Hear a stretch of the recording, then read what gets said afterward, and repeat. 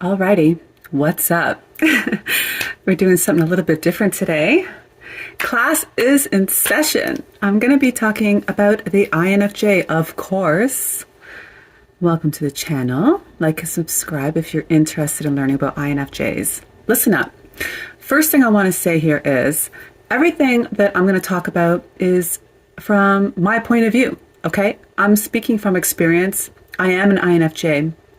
And one of my goals with this channel has always been to keep it real with you and expose how the INFJ thinks and operates, moves in the world in a real world type of way, okay? Forget all of the functions and all the stacks and all the academics of it, okay? I'm just speaking in layman's terms how living as an INFJ shakes down. Okay, so if you're curious to see and to look for confirmation, if maybe you are actually an INFJ, here you go. You're probably going to recognize yourself in some of this video, if not all of it, and probably most definitely in other videos that I've done in the past. So let's get into this because this is quite the topic. INFJs are very complex, aren't they? You know, I don't even know what to name this video because it goes into a lot of different areas within the INFJ. But let me just start yammering on for you and teaching my lesson, and then I'll figure it out what the hell I'm going to name this video. Okay. INFJs are very complex. Oh, yes. Warning, by the way, my writing will end up looking like chicken scratch before you know it. Because the older I get, the lazier I am, or more, no, I'm more impatient as well. So, you know, I rush through it. Okay, let's carry on. The INFJ is really complex, but why are they complex? Well, through much reflection, I'm going to say mainly because of their polarity. Oh, yeah. They're polarizing, all right. Listen, I've spoken a lot before in the past about how they have a lot of paradoxes within them. And paradoxes, polarity, tomato, tomato, huh? What do you think? I mean, they dance together, don't they? So that's not so surprising to hear. But I think that I may have stumbled on what is truly polarizing within an INFJ. And actually, this is what really sets an INFJ apart from the average person. And it affects their life in so many different ways. The INFJ can really sort of feel restricted. You know, there's a certain kind of freedom that comes from being whoever you want to be and doing whatever you want to do. And I'm going to say, I think a lot of people are doing just that. I mean, judging by their actions, right? What I'm witnessing out there in the world, yeah, I'm going to say they don't necessarily, maybe they think twice, but they don't think three times. Put it like that. Well, the INFJ is built a bit different. And yeah, they can feel restriction. They can think to themselves, what am I allowed to be? What am I allowed to do within the confines of who I am? And actually, this is partly why an INFJ will probably always tell you that they kind of wish they weren't an INFJ because they can be really held back in life because of this. But let me start this lesson. Let me explain this all to you, how this shakes down, okay? Okay. INFJs are multifaceted. Okay. And they're calculated and they are capable. You know, I don't have a whiteboard. I'm not investing in stuff, okay? Okay, so just go with the flow. And they can also be deviant. I mean, they can really deviate from what you would ever expect. They can be sarcastic. They can be playful. They sure can. They may look all serious in the corner with their book, but no, they can be quite playful. And honestly, this is just icing on cake. I mean, there's so many more things that I could write here, okay? I could fill the whole page up, but this is just a simple example, okay? So they have a lot in there. Now, what I haven't written down yet, actually, is, they would also have negative character traits, such as, I don't know, let's just say they're judgmental, right? For the hell of it, let's just throw some crap in there. They can be impatient. Now, that's all good and well, but on the other side of that, they have their honor system, and they have their morals and values, okay? And a big one, I'm going to bold it because it's so big, is ethics. And another one, they have their integrity and their loyalty. Okay. So they got all this going on. In tandem with all of this. Now, at a glance, you could say, well, so what, Chess? I mean, this isn't so different from the average person, is it now? But here's where it takes a turn. Because for an INFJ, this side of the tracks takes precedence over everything else. Over all of this and anything else I ever could have listed. Okay? This is what counts most for an INFJ. And this is what rules an INFJ. And this can make the INFJ feel restricted. Now, keep in mind, it's worth it for the INFJ, okay? Because it's so ingrained in them that if they don't give this priority, they will feel like their life is a disaster. They won't have joy in their life. They'll be extremely disappointed in themselves. They won't have fulfillment, okay? It'll be trash. So this gets precedence over everything else for that reason, first and foremost. I mean, yes, also because that's just how they're built. But chances are they've tried pushing the envelope and they've paid the price for it.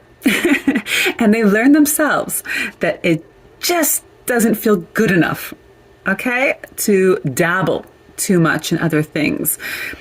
They're just not going to feel good. It doesn't work for them. They're not built for it. They got to stay over here. Okay? That's how it works for an INFJ. Well, this is where it gets a little trickier because, for example, they're multifaceted, right? But will they express any of their facets that don't align with their honor system, for example? Let's say they have an allegiance to somebody or project or anything for that matter. If some of their facets threaten that or simply just not beneficial for it, will they express it? Well, no, they won't. And they could be calculated, but they'll be calculated in a way that won't threaten their morals and values. And they could be capable. But the way they're going to show their capabilities will still fall in line with their ethics. And they can be deviant, sarcastic, playful, judgmental, impatient, the whole 9 yards. But it still has to align with their integrity and loyalty. So a lot of what's inside of them gets left behind. It doesn't get expressed, also doesn't get experienced. And this creates tension within the INFJ. It creates their polarity. Because even though they have all this, they also have this, which is completely ruling them. So it's very hard to have something and yet not be able to experience it or express it I mean, that takes quite a bit of self-control, does it not? Now, yes, this is all very natural for them. This comes naturally to them. So it may not be as difficult as the average person to hold this back, which is probably why they're able to pull it off. But imagine it. It's like an elastic band. Imagine an elastic band getting stretched. Okay? You let go of this side, snap. You let go of this side, snap. They're going to feel the pain of the flashback, okay? And the INFJ is constantly pulling this tension. They're walking a tightrope, essentially. Well, the INFJ has had to get very creative because of this. How do they handle this? Well, an unexpected way, which a lot of people don't realize, is they chameleon. I'm all messy, I told you. Now, I know everyone talks about INFJs being chameleons, but I don't think that they go deep enough with it. Because, for example, an INFJ who is, I don't know, let's just say sarcastic. They'll take their sarcasm and they'll study it. This is all happening in a nanosecond, by the way, in the heat of the moment. They'll alter it. They'll extract what they can from it, and they'll express, but only whatever fits within here. Okay? The rest of it is left behind. So when people talk about an INFJ being a chameleon, as I have mentioned before in past videos, it's not as simple as them just pretending to be something they're not so that they can fit in. Okay? No. Them chameleoning is actually all true for them. They really are parts of them. The only thing different about it is how are they going to express that? So whatever they're expressing is true to them. The only thing that isn't necessarily true per se is you're not getting the full spectrum of it, okay, of what's in there. And that also creates tension, right? If you really look at it. It's kind of like having a hot dog or a hamburger or a veggie burger without any toppings. I mean, I don't know, maybe there's some people out there who don't like toppings, but you know what I mean? You're not getting the full-bodied version of it, okay? It can kind of create a certain kind of dissatisfaction if you really want to think about it. But as I said, yes, they do have to get very creative, and they do have to lean on this as a skill set. Because think about this. How can they let this rule them? But at the same time, how do they get to the top without stepping on others to get there? And how do they say something honest without being hurtful? And how can they ride out, trust themselves to ride out to their full potential without compromising their character or their standards, right? They're really forced to get creative. What makes an INFJ quite peculiar and interesting isn't the fact actually that they have all this within them. It's the conversion, okay? It's the conversion of it. And here's what it really is actually. It's that it's unexpected, you know? People think that because they only really see this, or they only really see what's being expressed here, they think the rest of it doesn't really exist. But the truth is, it does. And every once in a blue moon, an INFJ will express a little bit of it. You'll see a glimmer of it, and it's very unexpected. It's quite something to take in. And this is also why they can be kind of like a moving target, you know? Picture a puzzle piece. Okay, I kind of suck at drawing. Okay? And you would think, I mean, I really suck at drawing. Whatever. You would think this is going to fit. right? I mean, no, because my drawing sucks, but you know what I mean. But actually, because once in a while, the INFJ will express something that seems out of the norm, things change. Okay? And all of a sudden, this ain't working, right? And people oftentimes just don't see it coming, which is also why I've kind of coined that phrase. The more you uncover, the more there is to discover when it comes to an INFJ, because it really is the truth. You really are only getting the tip of the iceberg with an INFJ. And this is exactly why, okay? And that's what makes him so polarizing. Now, this comes with some things, okay? Okay. Because they're walking this tightrope. So what happens? Well, they develop some skills, okay? Because listen, chameleoning doesn't take care of everything in life, okay? No. They also get really good at problem solving. Aha. Because let's be honest, this whole situation is one big problem for them. Okay? They're having to adapt to this constantly on a daily basis. Okay?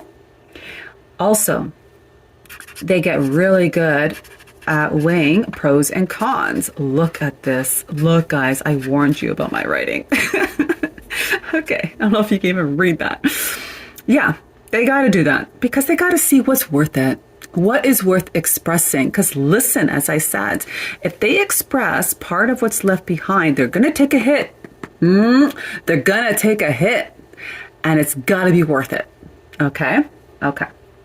They also get really good at predicting and simulating outcomes, right? Again, for the same reason. If they can see an outcome just won't be beneficial, it may not be worth even expressing it, right? And they get awesome at reading people. And you know what? They're also really awesome at reading what isn't being said, right? What is a person holding back or not expressing? Because guess what? They're really good at that, aren't they, huh? It takes one to know one, doesn't it? Now, on the other side of all of this, these skills, they have their natural intuition. I'm writing that nice and big because it is that good, okay? And their intuition also strengthens as time goes on. And honestly, it could probably be strong enough to handle all of this. But I mean, two heads are better than one, so why not just use everything they manage to acquire, all the skills, right? Okay. So, okay, let me get further in now. I feel like I should mention as well that I'm not even going to bring their empathy into the mix here, okay? Because the empathy is a whole nother layer to this. I can literally talk, this video will be forever and a day, okay? If I start bringing that into the mix. But yes, that's definitely a factor in all of this as well. But what I want to mention is because the INFJ has all of this within them, but isn't necessarily expressed. As I said, they're able to read people and see what they're not expressing, but they're also able to understand people. Now, I would say it's very likely that part of the reason why INFJs are so interested in psychology is because they've had to grapple with this their whole lives. Probably unbeknownst to them, probably subconsciously, it's under the surface, and they really want to understand themselves. And understanding other people comes naturally with that, right? So INFJs are really awesome at seeing parts of a person, even though the person would never imagine that they were able to. Because again, it seems like the INFJ wouldn't even be aware of all those different parts of a person, but they are. Listen, we're still human, okay? And I should say this too. It's not to say that an INFJ will never do something that doesn't land in here. Okay? Because as I just said, they are human. And I always say, given any sort of circumstance, you never know what someone is capable of doing. Okay? But because of how much hold this side has on them, it would really have to be worth it. Okay? It's not the average situation that is going to have them go against us, put it like that. Whereas I would probably say different MBTI, it wouldn't be as difficult for them to pull it off, It's not like I'm trying to say that INFJs are holier than thou and, they're so innocent and all this. They're all angels walking on earth. I'm not trying to give that depiction, but I'm just saying this has such a strong hold on them that it takes a lot more for something to be worth it. Okay? Okay. Now, this whole situation, there's another layer to this. Okay? Because all of this that's going on affects their friendships. Okay?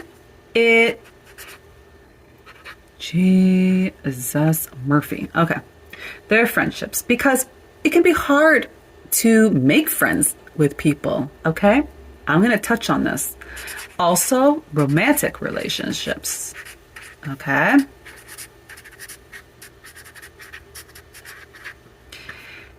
And here's why.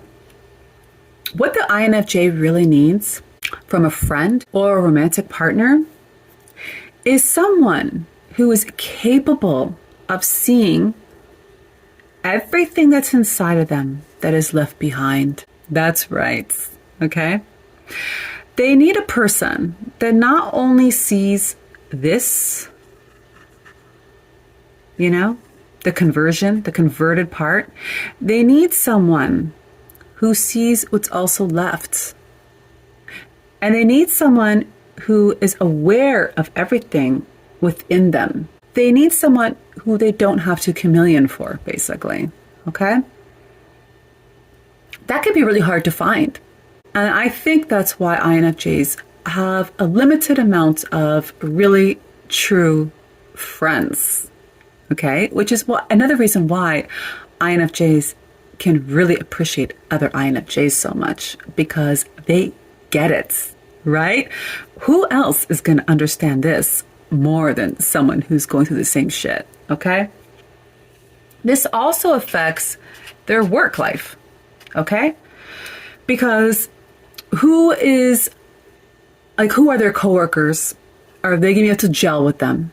But more importantly, this part right here, the calculated, the capable, they'd have to find a job where the job falls not so far from this, it's in line with them enough that they can express all of their capabilities without having to convert them, and express, or rather use, all the ways that they're able to be calculated. Again, without altering it. If they can find a job that lands within here for them, then they're going to shine like hell. Okay? And actually, if they can find some friendships or romantic relationships where they can express all of this as well, or at least have it be acknowledged, they will shine. Okay? So the INFJ is capable of finding a life they can shine in, but it's an uphill battle because not just anything will do. Okay? It kind of makes them sound really picky, doesn't it? But actually, interestingly, it's very frustrating for them themselves. If they could choose it to be a different way, they would, because this is also what makes their life so difficult. Okay? It's also what makes them not necessarily want to be an INFJ. As much as we love that we have this within us, I mean, listen, we all know we need this in the world. This is beautiful, okay? Imagine how much crappier the world would be if no one had this ruling them, okay? But it makes life more difficult. It makes it harder to have friends or have romantic in your life or a good job. Everything gets harder because of this. Okay?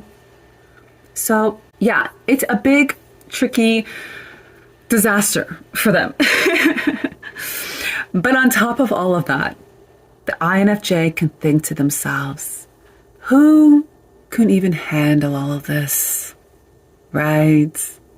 And you know what? They may think to themselves, can I even handle all of this? Okay? Because it's a lot. I have a feeling, actually, that age is part of the equation.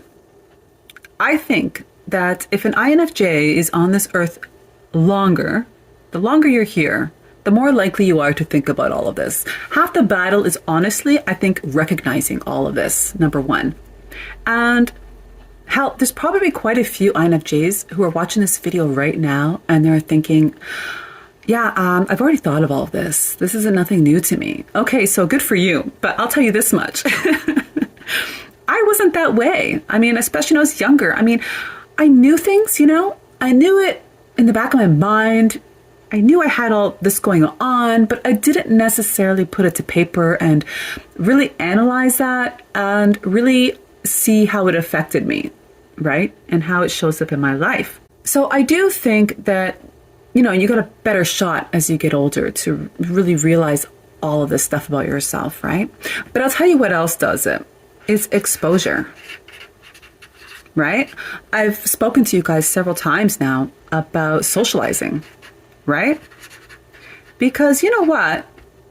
To be around people other than you and study them is to study yourself, right?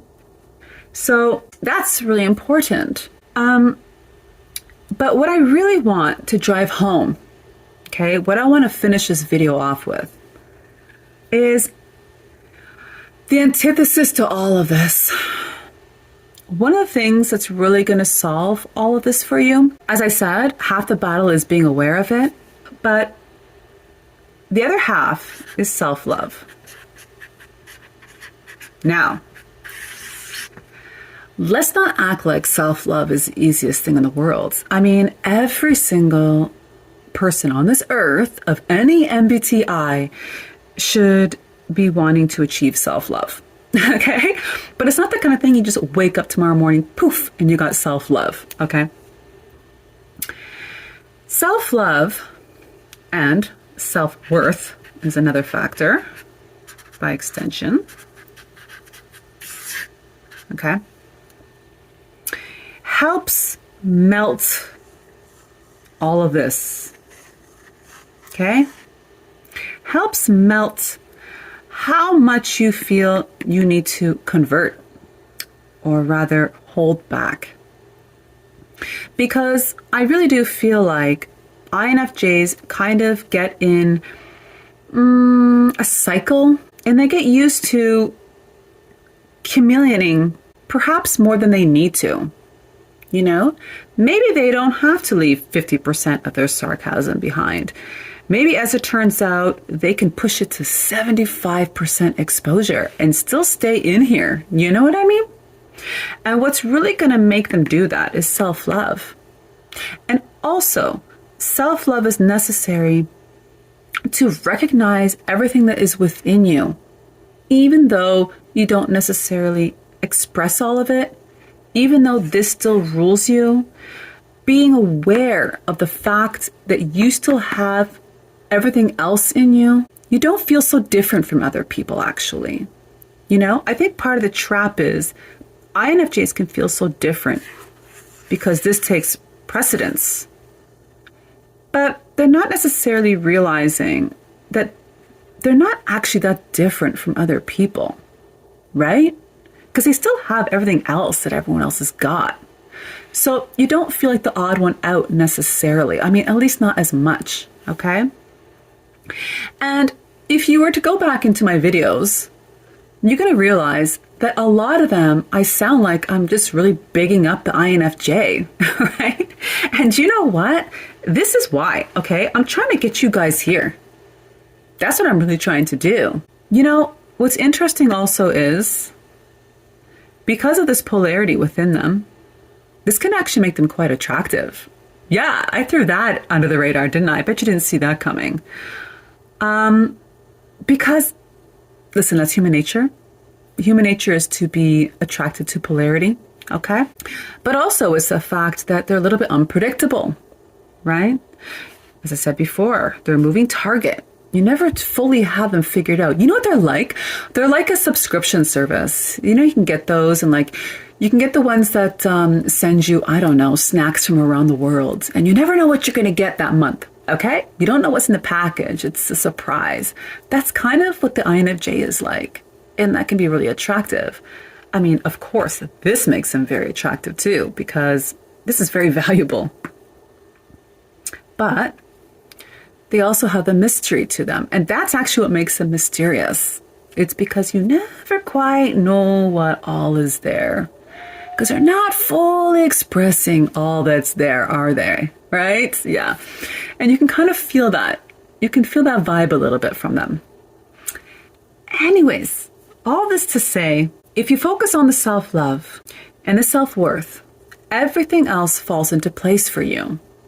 And if you just sort of stop focusing on how you feel the need to chameleon and how you have to sort of reconcile having all of this within you, then the self-love is able to really proliferate in your life and take center stage. If you just focus on this, everything else falls into place for you. That's my advice. I really hope this video reaches younger INFJs as well, to be honest with you. I mean, I hope it reaches everyone who needs it. But I can imagine this would really help a younger INFJ out, most of all, right? Who hasn't thought about all of this yet. You know, it took me a long time to get here. I'm still not perfect with it. I'm still not perfect with my self-worth either. You know, these are things that I'm always working on. I'm still working on it, but I've improved it a lot. And what I can tell you is, from the point that I have improved it, I've noticed a difference, an actual really big difference of all of this, you know, in my life and my own fulfillment. I think a lot of it is recognizing even the parts of yourself that you think aren't good, realizing, you know, you're human too. INFJs aren't above everyone else, right? They're very commendable because they got all this, you know, and they don't waver on it. But that doesn't mean you don't have other parts of you, you know? And actually, you can be proud of yourself that you have all those other parts of you, and yet you have the strength and control and determination within you to still operate within this. You should be proud of that, right? So I really do think to not acknowledge that within yourself is doing yourself a disservice. You're not giving yourself enough credit where credit's due. That also shows the strength of an INFJ, by the way, in my opinion. So that's that. I tried to compress this as much as possible so the video didn't get so long, but alas, I didn't succeed so well with that. But let me know what you think of this different formats. If you guys don't mind it, I wouldn't mind going into some other rabbit holes, okay, of the INFJ. Yeah. And am I a good teacher? Let me know, okay? And I'll see you guys in the next video. Any thoughts you have, let me know in the comments. I'm curious to know if you guys are on board with me with this, if you see yourself in this, if it rings true, okay? Take it easy, guys. Ciao.